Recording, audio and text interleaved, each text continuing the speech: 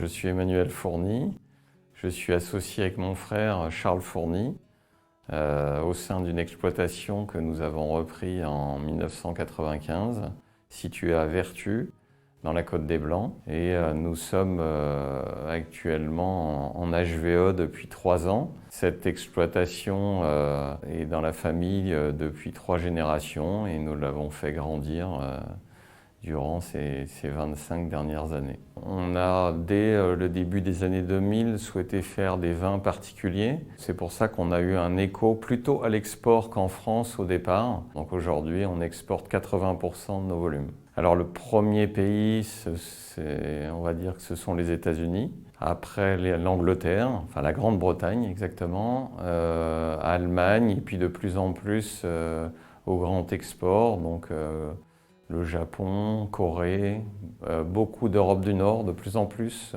Suède, Norvège, Danemark. Oui, alors l'année 2021 restera dans nos mémoires, après notre fameux épisode sanitaire. 2021, en fait, est une année très particulière au niveau climatologique, puisque tout le monde a constaté qu'on a vécu sous l'eau tous les mois de printemps. On a eu une petite trêve en juin de 10 jours, mais ensuite on a eu de l'eau tout l'été. Et on assiste également depuis plusieurs années à une montée de la pression en odium. Donc c'est la première fois que je voyais les deux pressions de maladie ensemble, plus un peu botrytis par-dessus. Donc effectivement, c'était une année assez stressante. Alors les vendanges de 2021 sont vraiment organisées en urgence, parce que l'eau est arrivée quelques jours avant les vendanges sous forme d'orage. Donc je pense qu'on avait déjà des fruits très fragiles qui avaient été gorgés d'eau pendant l'été. Vous voyez, les grains étaient très gonflés, donc du coup ça fragilise les pellicules. Les orages, 4 ou 5 jours avant le banc des vendanges, ont amené une dégradation qui a d'abord eu lieu sur les pinots noirs. Donc il a fallu ramasser les pinots en urgence 4 jours avant l'ouverture, trouver des équipes au dernier moment, et puis on assiste à la même chose sur les chardonnays actuellement.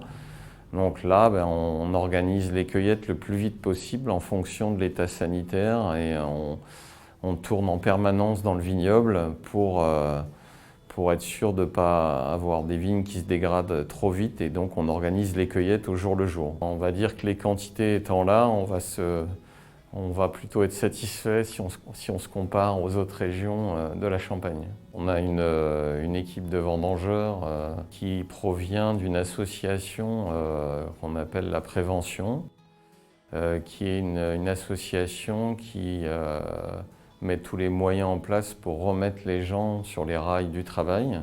On travaille avec eux depuis 8 à 10 ans. C'était pour nous une manière de mettre une pierre à l'édifice social, puisqu'on se sent un petit peu privilégié dans cette région.